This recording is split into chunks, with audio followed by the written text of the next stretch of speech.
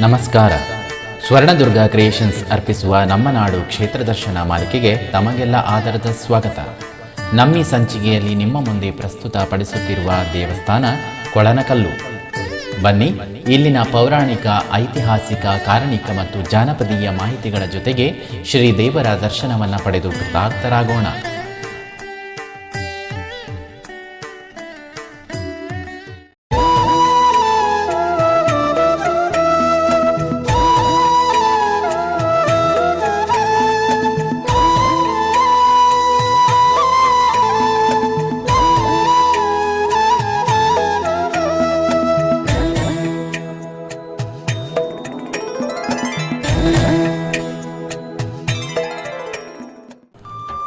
ಆದಿಪೂಜಿತ, ಗೌರಿಸುತ, ಸ್ಕಂದ ಸೋದರ ಹಾಗೂ ವಿಘ್ನ ನಿವಾರಕ ಎಂಬೆಲ್ಲ ಹಲವಾರು ಉಪಾಧಿಗಳಿಂದ ಕರೆಸಿಕೊಂಬವನು ಎಲ್ಲರ ಅಚ್ಚುಮೆಚ್ಚಿನ ಮುದ್ದು ಗಣೇಶನು ಯಾರಿಗೆ ತಾನೇ ಗೊತ್ತಿಲ್ಲ.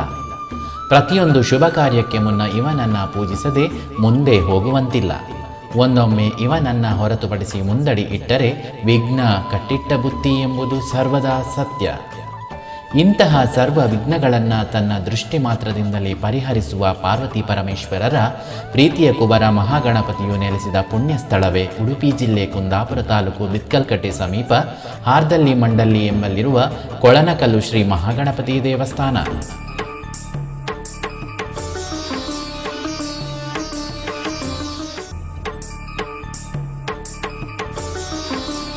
ಈ ದೇಗುಲ ಹಲವಾರು ಶತಮಾನಗಳ ಇತಿಹಾಸವನ್ನು ಹೊಂದಿದೆ. ಇಲ್ಲಿನ ಗಣೇಶನ ಶಕ್ತಿಯು ಕೂಡ ಅಷ್ಟೇ ಕಾರಣಿಕ. ಇವನಲ್ಲಿ ಬೇಡಿದ ಹೆಚ್ಚಿನ ಬೇಡಿಕೆಗಳು ಈಡೇರುವುದು ಖಚಿತ. ಅದಕ್ಕೆ ಇವನು ರಂಗಪೂಜೆ, ಮೂಡು ಗಣಪತಿ ಇಲ್ಲವೇ ಮಂಗಳಾರತಿ ಸ್ವೀಕರಿಸುತ್ತಾನೆ. ಇನ್ನು ಪರಮ ಭಕ್ತಿ ಇದ್ದರೆ ಕೇವಲ ನಿಮ್ಮ ಭಕ್ತಿಯನ್ನೇ ಕಾಣಿಕೆಯನ್ನಾಗಿ ಸ್ವೀಕರಿಸಿ ನಿಮ್ಮ ಕೋರಿಕೆಯನ್ನು ಈಡೇರಿಸುತ್ತಾನೆ. ಈ ದೇಗುಲ ಇರುವುದು ಒಂದು ಕಪ್ಪು ಬಂಡೆಯ ಕಲ್ಲಿನ ಮೇಲೆ. ಇನ್ನು ಈ ಬಂಡೆಯನ್ನೇರಿ ಮುಂದುವರೆದರೆ ನಿಮಗೆ ಒಂದು ಸೋಜಿಗ ಕಾಣಿಸುತ್ತದೆ. ಅದು ಈ ಬಂಡೆಯ ಮೇಲಿರುವ ಸದಾಕಾಲ ನಳನಳಿಸುವ ಪುಟ್ಟ ಪುಷ್ಕರಣಿ. ತೀವ್ರ ಬೇಸಿಗೆಯಲ್ಲಿಯೂ ಭತ್ತದಂತಿರುವ ಪುಟ್ಟ ಪುಷ್ಕರಣಿ ಇದು. ಇದರ ಮುಂದೆಯೇ ಬಂಡೆಯ ಎಡೆಯಲ್ಲಿ ಅವಿತು ಕುಳಿತಂತಿರುವ ಕಾರಣಿಕದ ಮಹಾಗಣಪತಿ. ಇನ್ನು ಇಲ್ಲಿಗೆ ಸಂಬಂಧಿಸಿದಂತೆ ಕೆಲವೊಂದು ಜಾನಪದೀಯ ಕಥೆಗಳು ಪ್ರಚಲಿತವಿದೆ. ಹಿಂದೆ ಬಾರ್ಕೂರಿನಲ್ಲಿ ರಾಜನೋರ್ವ ಕೆರೆಯನ್ನು ಮಾಡಿಸುವ ವೇಳೆ ಕೆಲಸಗಾರನ ಹಾರೆಗೆ ಒಂದು ಕಲ್ಲು ಸಿಕ್ಕಿತ್ತಂತೆ.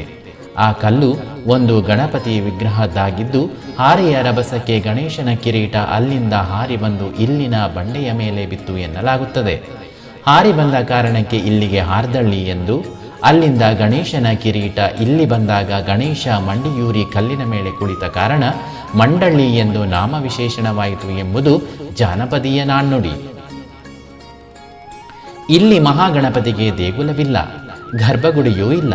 ಪ್ರಕೃತಿಯೇ ದೇಗುಲ. ಕಲ್ಲಿನ ಎಡೆಯಲ್ಲಿಯೇ ನೆಲೆಸಿ ಪ್ರಾಕೃತಿಯ ಗಣಪತಿಯಾಗಿ ಭಕ್ತರನ್ನ ತನ್ನತ್ತ ಆಕರ್ಷಿಸುತ್ತಿದ್ದಾನೆ. ಇವನ ಎದುರಿಗೆ ತಂಪನೆಯ ನೀರಿನ ಪುಷ್ಕರಣಿ ಇದೆ. ಇವನ ಬಲಭಾಗದಲ್ಲಿ ನಾಗದೇವರ ಸನ್ನಿಧಾನವಿದೆ. ಇತ್ತೀಚೆಗೆ ಭಕ್ತರ ಅನುಕೂಲಕ್ಕಾಗಿ ಮೆಟ್ಟಿಲು ಮತ್ತು ಮಹಾಗಣಪತಿಯ ಸನ್ನಿಧಾನದ ಬಳಿ ತಗಡಿನ ಚಪ್ಪರವನ್ನು ನಿರ್ಮಿಸಲಾಗಿದೆ. ಮೆಟ್ಟಿಲನ್ನ ಏರಿ ಮೇಲಕ್ಕೆ ಸಾಗಿ ಪುನಃ ಕೆಳಕ್ಕೆ ಇಳಿದಾಗ ಗಣೇಶನ ದಿವ್ಯ ಸಾನ್ನಿಧ್ಯ ನಮಗೆ ಪ್ರಾಕೃತಿಕ ರೂಪದಲ್ಲಿ ಕಾಣಿಸುತ್ತದೆ. ಅದನ್ನೇ ಸಿಂಗರಿಸಿ ಪೂಜಿಸಲಾಗುತ್ತದೆ. ಈ ದೇಗುಲಕ್ಕೆ ಮಂದಾರ್ತಿ, ಮೆಕ್ಕೆಗಟ್ಟು, ಕೋಟೇಶ್ವರ, ಗುಡ್ಡಟ್ಟು ದೇಗುಲಗಳು ಅತ್ಯಂತ ನಿಕಟವಾಗಿವೆ. ಈ ದೇಗುಲದಲ್ಲಿ ರಂಗಪೂಜೆ, ಮಂಗಳಾರತಿ, ಮೂಡು ಗಣಪತಿ, ಗಣಹೋಮ ಇನ್ನಿತ್ಯಾದಿ ಸೇವೆಗಳು ನಡೆಯುತ್ತದೆ. ಸಂಕಷ್ಟಿ ಹಾಗೂ ಸಂಕ್ರಾಂತಿಯಂದು ವಿಶೇಷ ಪೂಜೆ ಹಾಗೂ ಗಣೇಶ ಚತುರ್ಥಿಯ ದಿನದಂದು ಸಹಸ್ರಾರು ಭಕ್ತರು ಇಲ್ಲಿಗೆ ಭೇಟಿ ನೀಡುತ್ತಾರೆ. ಇಲ್ಲಿ ಪೂಜೆ ಪುನಸ್ಕಾರ ಮಾಡಿಸುವ ಭಕ್ತರು ಮೊದಲೇ ಅರ್ಚಕರಲ್ಲಿ ತಿಳಿಸುವುದು ಸೂಕ್ತ.